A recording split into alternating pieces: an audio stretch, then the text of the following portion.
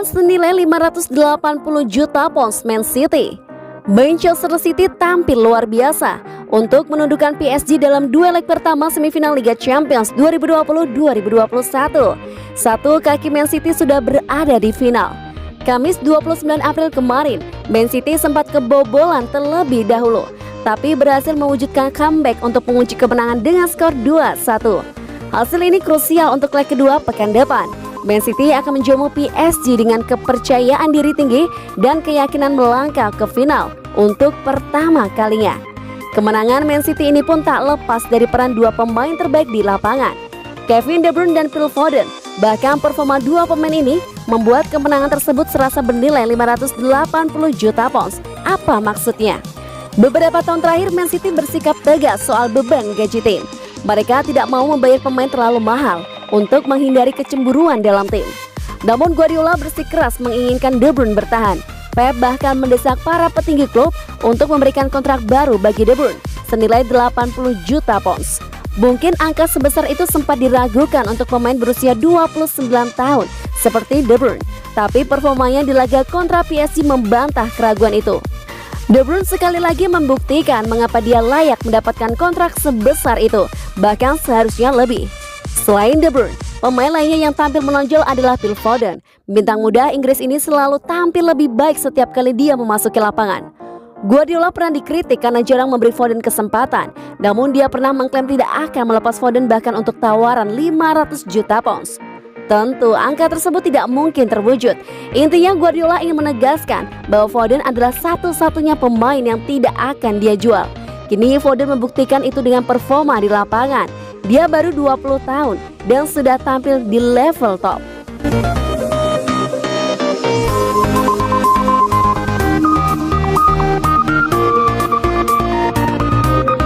Jika Man City dan Chelsea lolos ke final bakal pindah stadion.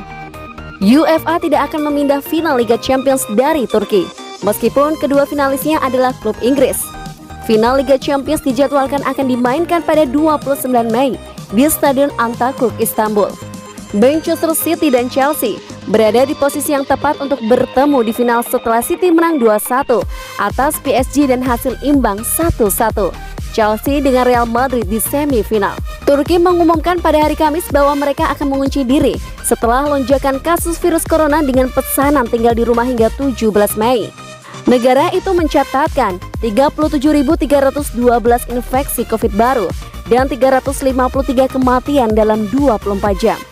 UEFA bagaimanapun masih optimis bahwa sejumlah terbatas penggemar masih dapat menghadiri Antakya, tempat yang terkenal dengan kemenangan Liverpool pada 2005 atas AC Milan. Final Liga Champions akan berlangsung di Istanbul pada 29 Mei dan kami yakin bahwa penguncian sementara yang berlaku hingga 17 Mei tidak akan berdampak pada pertandingan, kata UEFA dalam sebuah pernyataan. UEFA juga menepis spekulasi bahwa final tahun ini bisa dipindahkan ke Wembley jika Manchester City dan Chelsea mencapai akhir turnamen.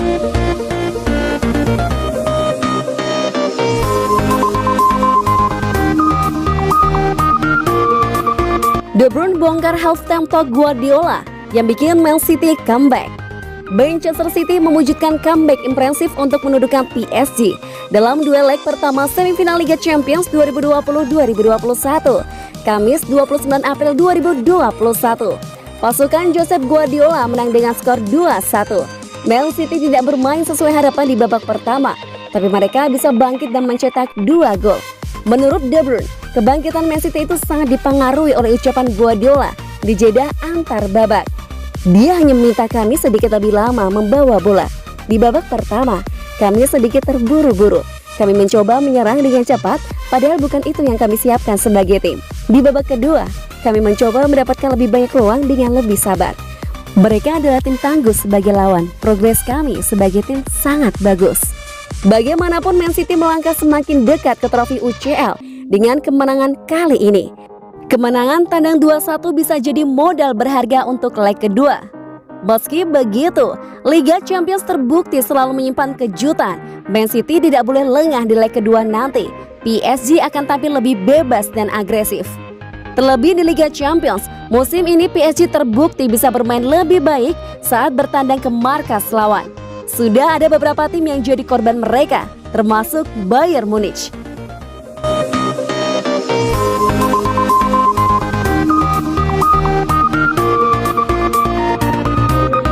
Guardiola bersedia menjual Sterling saat dua pemain superstar mengantri ke Man City.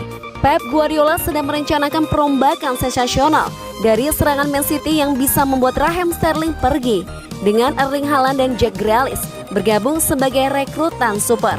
Sterling 26 tahun memasuki 2 tahun terakhir kontraknya musim panas ini, dan pembicaraan tentang perpanjangan telah ditunda karena dia mengganti agen. Namun demikian, pemain internasional Inggris itu tidak dianggap oleh Guardiola sebagai bagian integral seperti dulu.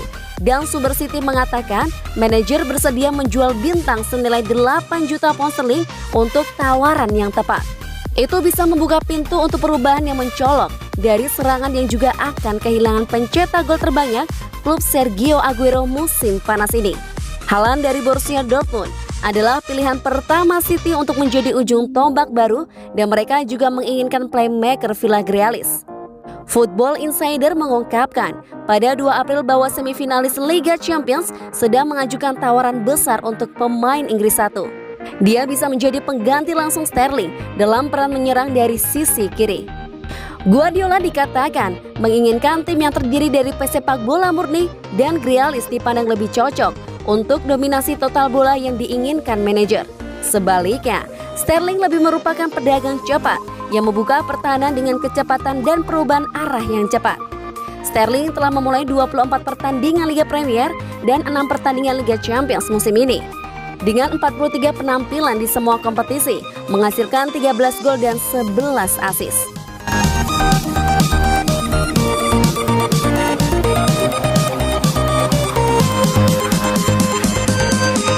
Bernardo Silva memberikan penilaian atas performa Kylian Mbappe.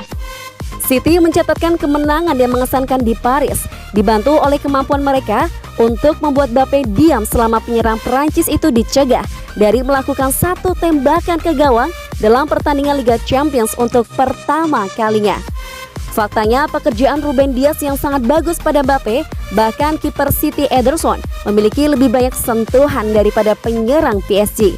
Bernardo mengatakan bermain melawan mantan rekan setimnya di Monaco adalah tugas yang sangat sulit, karena pemain City itu menyatakan harapannya agar Mbappe kembali diam di leg kedua pekan depan. Sulit untuk bermain melawan dia. Saya telah bermain dengannya dan melawan dia. Jauh lebih baik bermain dengannya di sisi Anda. Dia adalah pemain hebat. Saya mendoakannya terbaik untuknya, kecuali di babak ini melawan kami. Saya sangat senang melihat dia memiliki karir yang hebat, dan dia tanpa diragukan lagi salah satu pemain terbaik di dunia. Pada leg kedua, Bernardo mendesak timnya untuk menjaga intensitas yang ditunjukkan di paruh kedua kemenangan di Paris. Kami akan menghadapi leg kedua dengan cara yang sama seperti kami menghadapi leg pertama ini. Jika kami bermain 90 menit untuk mempertahankan hasil, kami akan tersingkir. Kami perlu mencoba menjaga bola, menyerang, dan mencetak gol. Kami akan menghadapi tim yang hebat, dan jika kami memberi mereka waktu dan ruang, mereka akan menang. Tim yang sangat berbahaya. Kami akan menghadapinya dengan penuh percaya diri, tetapi mengetahui bahwa kami bermain melawan tim yang hebat. Tutupnya.